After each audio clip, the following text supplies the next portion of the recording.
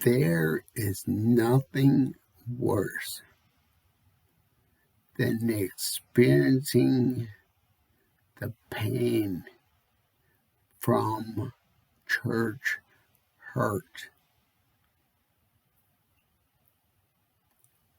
Perhaps you yourself have experienced the pain from church hurt. We would never expect the people inside the church to be able to cause so much deep hurt and pain. A man who was very familiar with that pain from those inside the church, from religious leaders, was our Lord Himself. He was put on trial and put to death as an innocent man. But Paul tells us that He still loved us. He says, even though we were still yet sinners, Christ died for us. Something that we have to remember that He said was, let the wheat grow up among the tares. Meaning we don't know the heart of a man. We can only know them by the fruit that they display.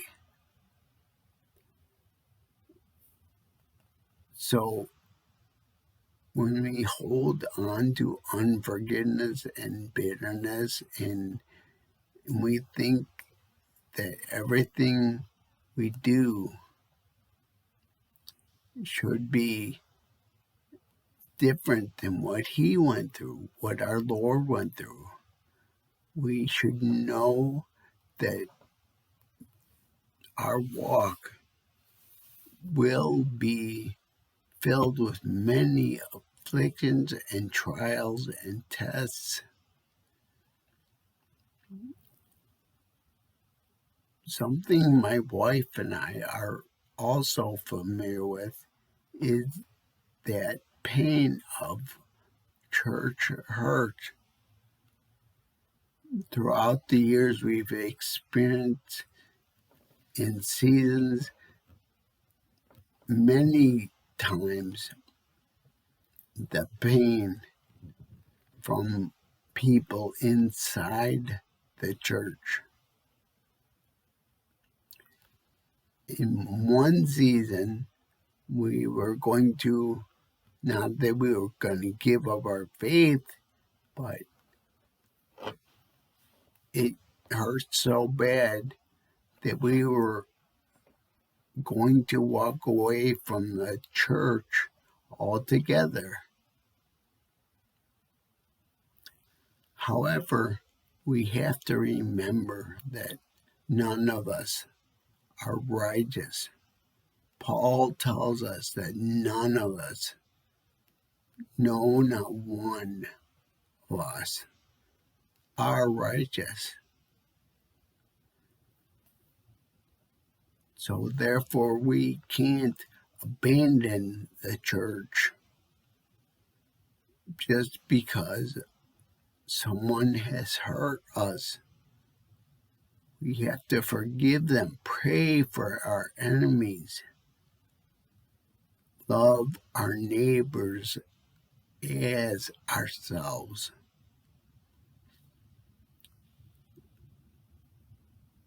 The writer of Hebrews tells us that we can't forget about gathering together. You can't forget together because we all need each other. As iron sharpens iron, we need one another. We can't try to be doing this on our own. So there are going to be times when we feel hurt, when we feel betrayed, but yet we still love them. We forgive them. We hold on to no bitterness. And ultimately, that goes against every human emotion. But that's what happens when you live in the Spirit. If you live by the Spirit, if you die by the Spirit, you will live by the Spirit. If you live by the flesh, you will die by the flesh.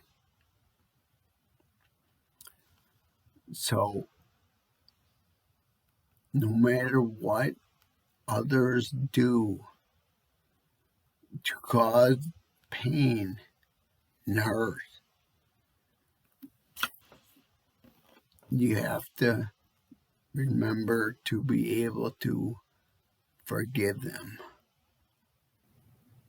We are not here to please man, but we are here to please God.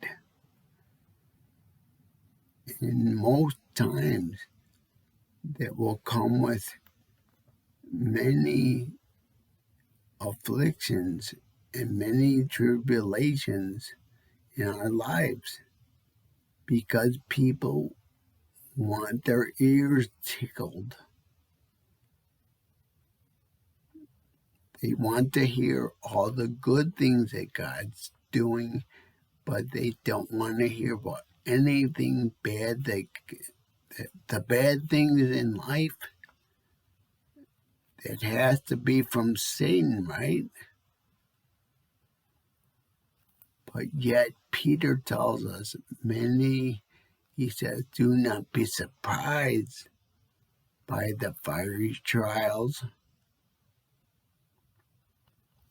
So these trials that come in our lives, and the hurt and the pain that come from others, we can't let that dictate how we feel. But we can operate by the fruit of the Spirit: love, joy, peace, patience, kindness, goodness, faithfulness, self-control. I think there's one I'm missing. I can't remember what it is. But we have to operate in kindness and gentleness. That's what it is. I think I said gentleness. Can't remember. But anyway, we must operate by the fruit. That is a gift. Those are a gift, and I'm learning the gift of self-control every day. I'm learning the gift of love every day. I'm learning the gift of joy every day. And I pray that you also will learn the gifts and understand that they're gifts, that we must work at achieving and receiving the gifts of the Spirit, so we can love others. We love them whether they did us wrong whether they are our friend. Unfortunately, with the challenges that I face with the health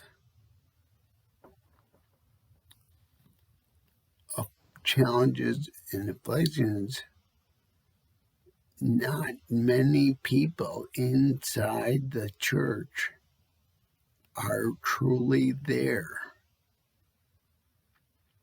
There's very few who have chosen to walk alongside and bear the burden of a brother.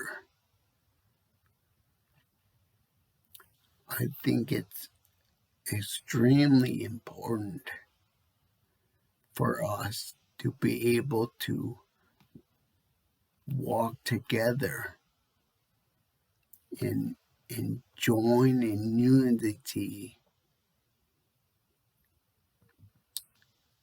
and really understand that we are in this together.